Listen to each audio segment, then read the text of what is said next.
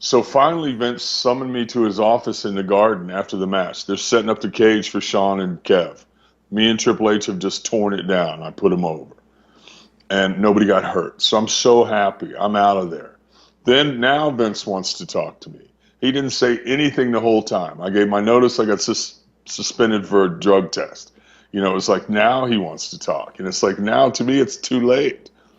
But I went in there and because I want to get my checks that are still owed to me. I want to get paid for that match in the Garden that night. So I'm doing everything I'm asked. And he goes, damn it, you still work for me. How much does them sons of bitches offer you? I said, well, Vince, I'm meeting Eric Bischoff like next week. I don't feel comfortable talking about this. I already told him I'm coming to work for him. He goes, how much they offer you? And I told him, he went, whoa. He said, that's pretty good. He went, that's pretty good, even when business is good. And business wasn't that good. I mean, that night in the Garden was the largest gate ever non-pay-per-view to that point for the WWE in At history. a time when business was really on its ass, too. Yeah, Still. my first match in Madison Square Garden as Razor was against Macho, and it was half full. That night, it was sold out. I'm semi-main. Kev's main. We're part of the reason why. I mean, everybody's part of the reason, but, you know, when you're on the top of the card, it kind of falls on you more. And it was like, wow. So Vince never sold it. I mean, on the loop, on the towns on the way out, me and Kev, semi-main, sold out buildings, and Vince hasn't said, damn it, what can I do to make you stay here? But did he say that in the moment, though? You know, in that one moment where you told him? We told him it's true. He's on record saying it, and it was true. We would have stayed for less than Turner was offering us. And I'm speaking for Kevin. I'd have stayed for less, but I just wanted it guaranteed. And he's like, no. So I'm like, well, you're forcing me out the door, bro. I mean, like, okay, I don't mind being upper middle. I don't mind being Tito Santana. I'm cool with that. I don't have to have the strap to feel good about me, but I want to be paid. You know, I don't have to win. I'm not Brett. I don't care about winning.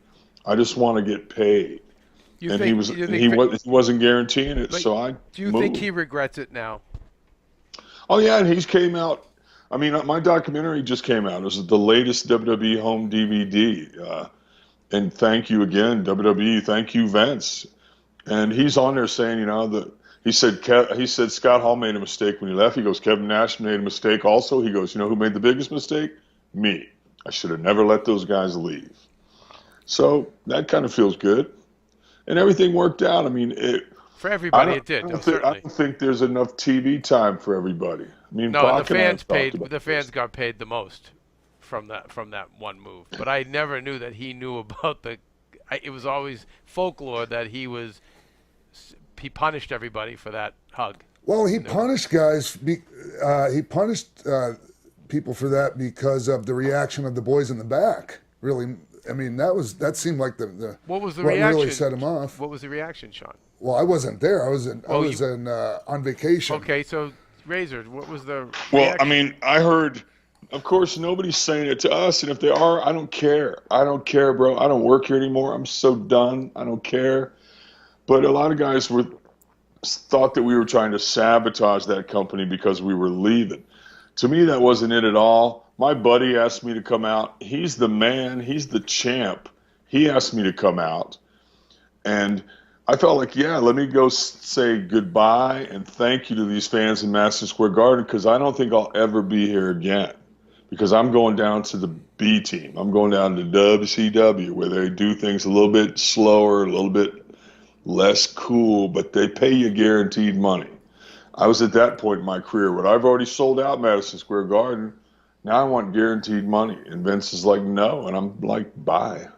So backstage after the hug, what goes on backstage? Do you recall? No, we're still hugging. I'm so happy. We just rocked it twice. I mean, I just went out there and put Triple H over in a match that was one of the best matches I ever had. And then the reaction from the curtain call, I didn't know what was going to happen like that. Me and Sean have had a history in that building. So I came through the cage a little bit like, hey, like, the people don't know. Are we going to fight? Oh, maybe he's staying. I'm going to shoot an angle with Sean. People didn't know. Then he ran up and hugged me. And then Triple H had the balls to come out. You know, that was pretty gutsy of him, and he ended up paying for Oh it. wait, so did Vince know Triple H was going back out there for the? I don't know. You have to ask Triple Oh, H I that. will.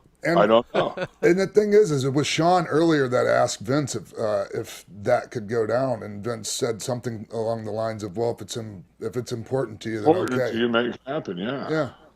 So, I mean, I like I said again, I wasn't there, and so I'm just going by what everybody else tells me on that one.